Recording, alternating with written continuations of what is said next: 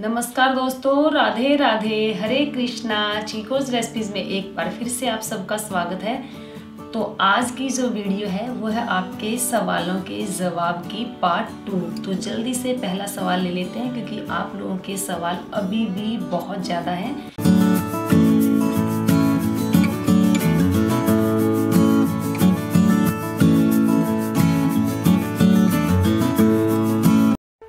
Subscribe करें chikoo recipes को और बेल आइकन को टैप करें मेरी हर वीडियो सबसे पहले देखने के लिए। तो पहला सवाल है गुरमीत का कि बताएं कि गोपाल जी का सपने में आए तो क्या मतलब है। तो जी, अगर आपके सपने में भगवान आ रहे हैं तो बहुत अच्छी बात है, शुभ ही शुभ होता है क्योंकि लोग तो तरस जाते हैं कि सपने में ही भगवान हमें दर्शन दे दे। फिर सवाल है मंजू गोस्वामी का, और ये जो सवाल है काफ़ी लोगों ने और भी पूछा हुआ है कि कढ़ाई बता दो प्लीज़ कौन सी है।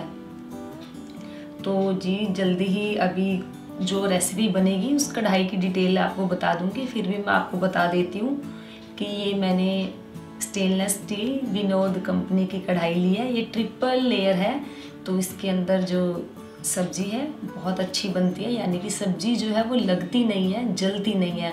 तो जैसे ही कोई रेसिपी की वीडियो बनेगी तो आप लोगों को उस कढ़ाई की डिटेल बता दूंगी। फिर सवाल है हनी राजपूत का कि लड्डू गोपाल जी के नहलाए हुए पानी को हम शिवलिंग पर चढ़ा सकते हैं। तो जी बिल्कुल भी नहीं चढ़ा सकते। लड्डू गोपाल जी के स्नान किए हुए पानी को आप शिवलिंग पर कैसे चढ़ा सकते हैं? आप उस पानी को पौधों में दे सकते हैं। फिर सवाल है के का विच कढ़ाई is it, please give details on it. तो जी आपको जल्दी ही वीडियो मिलेगी कि वो कढ़ाई कौन सी है। फिर सवाल है वृत्ति गुप्ता का कि क्या हींग भगवान को भोग लगा सकते हैं? हमारे गुरु महाराज तो मना करते हैं। तो जी देखिए, काफ़ी लोग मना करते हैं कि हींग भगवान जी को भोग नहीं लगाना चाहिए, लेकिन मैं ठाकुर जी के गाजर की सब्जी का भी भोग लगाती हूँ, बैंगन की सब्जी का भी भोग लगाती हूँ, क्योंकि जब अन्नकूट का प्रसाद बनता है तो उसके अंदर भी बैंगन डाला जाता है। तो घर में जो भी सब्जी बनती है, शुद्ध सात्विक जो सब्जी होती है, वो ठाकुर जी को भोग में लगाती हूँ। और हाँ, सब्जियों में भी मैं हींग डाल देती हूँ, लेकिन एकादशी के व्रत में हींग नहीं डालती। फिर सवाल है भक्ति नॉलेज का कि घर में 2 शंख रख सकते हैं। तो जी घर में 2 शंख रखे जा सकते हैं, एक दक्षिणावर्ती शंख और एक वामवर्ती शंख। फिर सवाल है विकास गुप्ता का कि धार्मिक बुक का वीडियो जल्द ही बनाए और किस महीने में पढ़ते हैं वो भी बताएं। तो जी बिल्कुल जल्दी ही आपकी रिक्वेस्ट पूरी की जाएगी। मुझे याद है कि आपने काफ़ी बार बोला है कि धार्मिक पुस्तकों पर एक वीडियो बनाऊं, तो जल्दी ही वीडियो आपको मिल जाएगी। फिर सवाल है दीपक चौहान का कि आपके गोपाल जी का कौन सा नंबर है, बता दो प्लीज़, मेरे भी क्वेश्चन का आंसर दे दिया करो। तो जी मैं सभी के सवालों के जवाब देने की पूरी कोशिश करती हूँ, लेकिन रह जाते हैं, तो लेकिन फिर कोशिश करती हूँ कि नेक्स्ट बार फिर से आपके सवालों के जवाब दे दूँ। तो देखिए, आपने काफ़ी टाइम पहले पूछा हुआ है, लेकिन आपका सवाल मैंने फिर भी ले लिया। तो इसमें है कि जो गोपाल जी हैं वो मेरे 4 नंबर के हैं, लेकिन काफ़ी लोगों को कन्फ्यूज़न होती है कि उनके गोपाल जी कितने नंबर के हैं, कैसे पता करें। तो 1-2 दिन के अंदर अंदर आपको ये वीडियो भी मिलेगी कि आप कैसे पता लगाएं कि आपके जो ठाकुर जी हैं, गोपाल जी हैं, वो कितने नंबर के हैं। फिर सवाल है ध्रुव देसाई का कि आपके लड्डू गोपाल राधा कृष्ण की फुल कलेक्शन ज्वेलरी दिखाइए। तो आप ये बात काफ़ी बार बोल चुके हैं, मुझे पता है। तो हर वीडियो में आप 3 से 4 बार बोल ही देते हैं, तो इसकी वीडियो भी जल्दी कोशिश करूँगी बनाने की।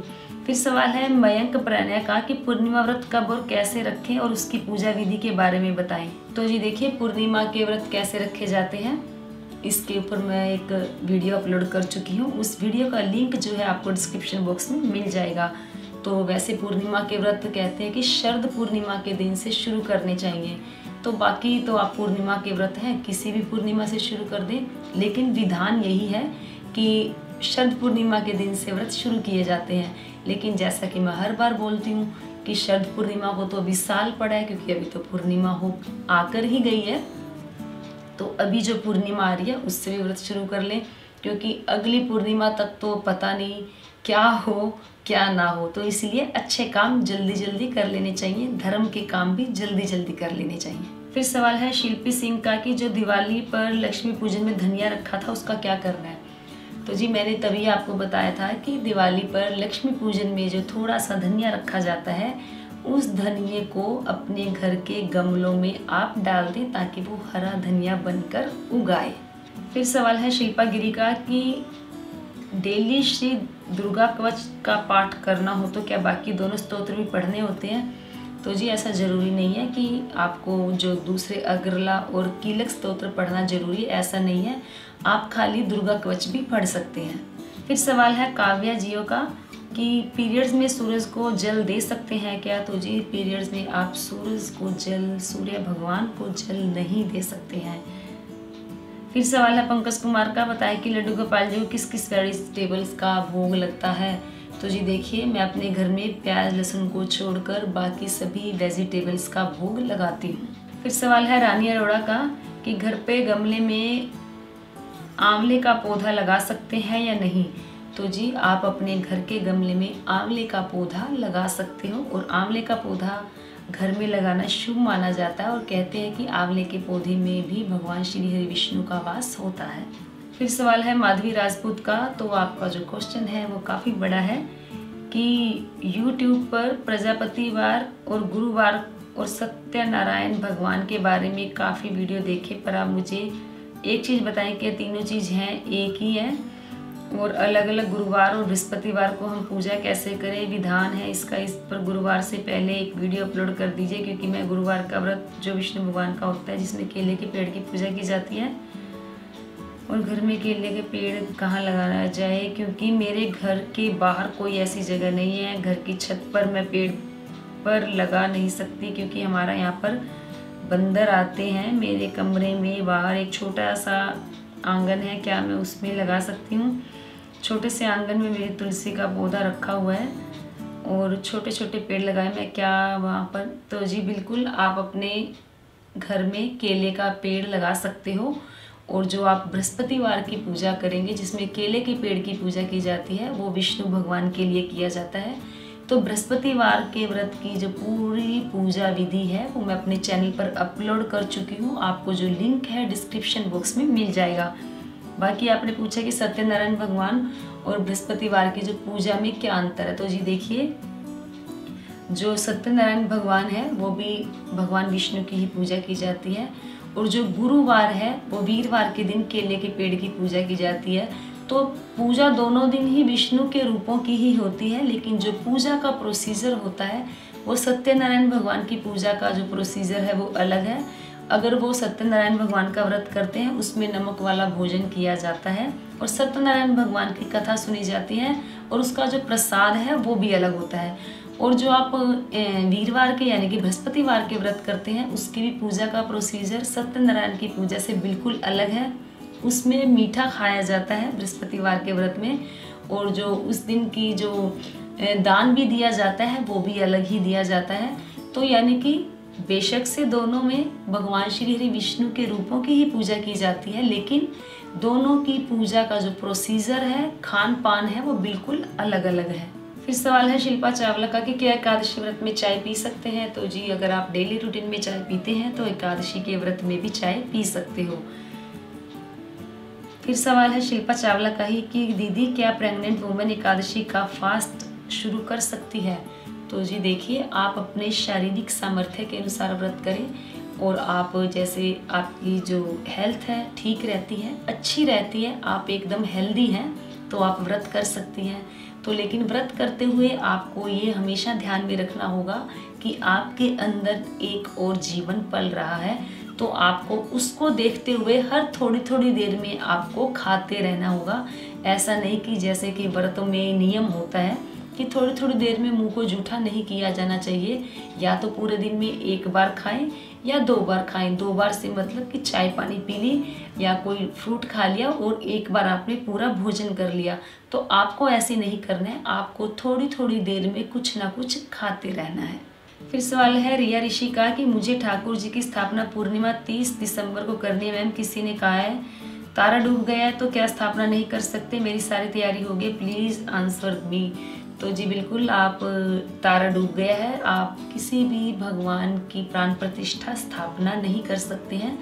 अब आप स्थापना संक्रांति के बाद या संक्रांति पर ही कर सकते हैं। फिर सवाल है कृष्णा शिवारे का कि खर मास के महीने में वैभव लक्ष्मी का व्रत शुरू कर सकते हैं। तो जी देखिए, पूजा पाठ के लिए, दान के लिए, जप के लिए, तप के लिए खर मास होता है। तो आप इस महीने में जप, तप, ध्यान, चिंतन, मनन और दान पुण्य कर सकते हैं। तो आप जो व्रत है वो भी शुरू कर सकते हैं। फिर सवाल है पूनम ठाकुर का कि हमारे लड्डू गोपाल जी खंडित हो गए तो क्या करें, अगर नए लाने हो तो कब लाएं, पुराने वालों का क्या करें। तो देखिए, अगर आपके जो ठाकुर जी हैं खंडित हो गए हैं तो आप उन्हें जल प्रवाह कर दें, और जो नए ठाकुर जी लेकर आने हैं तो आप उन्हें कभी भी लेकर आ सकते हैं। लेकिन अभी खर मास लगा हुआ है तो इस दौरान आप लेकर आ सकते हैं, लेकिन उनकी प्राण प्रतिष्ठा पूजा शुरू नहीं कर सकते। फिर सवाल है ज्योति ठाकुर का कि अगर एकादशी पर घर में शादी हो तो क्या खाना खा लेना चाहिए। कल मैं किसी शादी में ही थी तो मैंने खाना खा लिया, बट मुझे अभी अच्छा नहीं लग रहा है और गलती से मेरी बेटी ने राइस भी खा लिए। तो जी ये क्वेश्चन आपने पहले पूछा था तो मैं उस टाइम जवाब नहीं दे पाई। तो अब मैं सबके लिए बता दूं कि जैसे किसी की शादी में जाते हो, आपने खाना खा लिया तो ठीक है। एकादशी में कई बार जैसे शादी में जाते हैं, कई बार ऐसा होता है घर में ही शादी होती है एकादशी के दिन, तो खाना खाया ही जाता है और उस दिन चावल भी बनते हैं तो चावल भी खाए जाते हैं। तो जैसे आपकी बेटी ने गलती से चावल खा लिए एकादशी के दिन, तो इसीलिए बोला जाता है कि अगर किसी ने गलती से एकादशी के दिन चावल खा लिए हैं तो द्वादशी के दिन चावल बनाकर ठाकुर जी को चावल का भोग लगाएं, फिर उन चावल को आप जरूर खाएं ताकि आपने एकादशी के दिन चावल खाने से जो पाप लगा है उससे आपको मुक्ति मिल जाए। फिर सवाल है गोलोक मूर्ति का कि अगली वीडियो में आंसर दे देना, अगर हमें लड्डू गोपाल जी लेने हैं तो कितने साइज तक के लेने चाहिए, प्लीज़ बता देना। तो जी देखिए, लड्डू गोपाल जी आपकी इच्छा है कितने भी नंबर के ले सकते हैं, लेकिन आपने मुझसे पूछा है कि कितने नंबर के लेने चाहिए। तो मेरे घर में 4 नंबर के हैं, तो अगर आप 5 या 6 नंबर के ठाकुर जी ले लेते हैं तो अच्छे रहते हैं। 5 नंबर के भी ठाकुर जी का जो श्रृंगार है अच्छा किया जाता है, 4 नंबर के ठाकुर जी का भी श्रृंगार जो है अच्छा किया जा सकता है। तो जैसे मैक्सिमम 5 नंबर तक के ठाकुर जी ले, उससे ऊपर अगर आप लेते हैं तो आपको उनकी पोशाक में दिक्कत आती है, ज्वेलरी में भी दिक्कत आती है। और दूसरा, वो उनकी जो पोशाक जैसे जैसे बड़े गोपाल जी होते जाएंगे उनकी ज्वेलरी और पोशाक वो कॉस्टली होते जाएंगे। फिर सवाल है सुमन मीना का कि आपने शालिग्राम जी कहाँ से लिए। तो जी देखिए, मेरे घर में जो शालिग्राम जी है वो बहुत पुराने हैं। मैं अपने मायके गई थी तो वहाँ से मंदिर में से मुझे किसी ने दिए थे। उन्होंने बोला कि शालिग्राम जी है, आप इनकी पूजा किया करना। तो मैं उनकी शालिग्राम जी मानकर ही पूजा करती हूँ। लेकिन काफ़ी लोग मुझे कमेंट्स में बोलते हैं कि मैम वो तो नर्मदेश्वर लिंग है। तो मुझे नहीं पता वो नर्मदेश्वर हैं, लेकिन मैं उनकी शालिग्राम जी समझकर ही पूजा करती हूँ। फिर सवाल है गुड्डी प्रजापति का कि हमारे पास ठाकुर जी हैं तो हमें भी शालिग्राम जी लाने ज़रूरी है क्या। तो जी ऐसा कोई ज़रूरी नहीं है कि आपके पास लड्डू गोपाल जी हैं तो आपको भी शालिग्राम जी लाने ज़रूरी हैं, ऐसा नहीं है। फिर सवाल है विपुल पटेल का कि आप अपने मंदिर कब नया बनाएंगे। तो जी आपको जल्दी ही नए मंदिर की जो खुशखबरी है वो मिलेगी। फिर सवाल है पटेल स्मिथ का कि मैम एकादशी पर मूंगफली सिंगदाना, तो मैंने आपसे पूछा था कि सिंगदाना क्या होता है, तो आपने बताया कि मूंगफली और तिल के अलावा भोग और क्या हम सेवन कर सकते हैं। तो जी एकादशी के व्रत में आप मूंगफली भी खा सकते हैं, तिल से बनी हुई या गुड़ की जो तिल और गुड़ की बनी हुई जो गज्जक होती है, तिल पट्टी होती है, वो खा सकते हैं, फ्रूट खा सकते हैं। और एकादशी के व्रत में अगर आपको जैसे कोई ऑयल के बारे में भी पूछा हुआ है तो आप राइस ब्रान ऑयल नहीं खा सकते, सोयाबीन का तेल नहीं खा सकते, सरसों का तेल नहीं खा सकते, बाकी सब आप खा सकते हैं। फ्रूट खा सकते हैं, यानी कि वो चीज़ आप खा सकते हैं जिसमें अनाज ना हो। फिर सवाल है रेणु राठौर का कि आपसे कब कोई सवाल नहीं पूछूंगी, मुझे आपसे बात ही नहीं की, आप मुझे ठाकुर जी कब दोगी। तो जी देखिए, आप हर बार क्वेश्चन करती हैं, मुझे भी पता है। तो कोरोना के चलते हुए मैं आपके जो लड्डू गोपाल जी हैं वो मुझे 2-3 लोगों के भेजने हैं, तो मैं कोरियर नहीं करवा पाई हूँ, लेकिन जल्दी ही आपको जो आपके लड्डू गोपाल जी हैं वो मिल जाएंगे। फिर सवाल है रेखा हरपले का कि क्या हम एक साथ कृष्ण और माता दुर्गा की भक्ति कर सकते हैं। तो जी बिल्कुल, आप कृष्णा और माता की भक्ति एक साथ कर सकते हो। फिर सवाल है उमा शर्मा का कि आंटी जी मेरा क्वेश्चन ये है कि आपने जगन्नाथ कहाँ से लिए, बहुत ज़्यादा सुंदर है, मम्मी कहीं नहीं मिल रहे, प्लीज़ बताइए आंटी जी आपने कहाँ से लिए, नेक्स्ट वीडियो में ज़रूर बता देना। तो जी मैंने बताया था कि जो मेरे घर में भगवान श्री जगन्नाथ जी पधारे हैं वो मेरे किसी सब्सक्राइबर ने उड़ीसा से उपहार के रूप में भेजे हैं। फिर सवाल है रानी मौर्य का कि मैम हम घर नहीं रहते तो भी फास्ट रख सकते हैं, वैभव लक्ष्मी व्रत के बारे में पूछा है। तो जी बिल्कुल, आप अगर अपने घर पे नहीं रहते यानी कि काम के चलते आपको जाना पड़ता है तो भी आप जो व्रत है वो रख सकते हैं। फिर सवाल है कुसुम कौशिक का कि एकादशी के व्रत में सरसों का तेल खा सकते हैं। तो जी मैंने अभी बताया है कि राइस ब्रान ऑयल, सरसों का तेल और सोयाबीन का तेल एकादशी के व्रत में नहीं खा सकते। फिर सवाल है ज्योति यादव का कि गोपाल जी के भोग में हींग, गरम मसाला, अमचूर पाउडर यूज़ कर सकते हैं। तो जी बिल्कुल, मैं जो भी सब्ज़ी बनाती हूँ अगर उस सब्ज़ी में ज़रूरत है इन सब के डालने की तो वो मैं डालती हूँ। फिर सवाल है पटेल स्मिथ का कि मैं लड्डू गोपाल जी को शाम को भी नई पोशाक पहनाई होती है, मतलब दिन में 2 बार उन्हें पोशाक पहनानी पड़ती है। तो जी ऐसा नहीं है, उनको दिन में 1 बार ही पोशाक पहनाई जाती है, सुबह स्नान करने के बाद। रात को जैसे जब उन्हें आप सुला रहे होते हैं तो उनकी पोशाक इसलिए चेंज की जाती है, कई बार ऐसा होता है कि उनको जो पोशाक पहनी होती है वो हैवी होती है।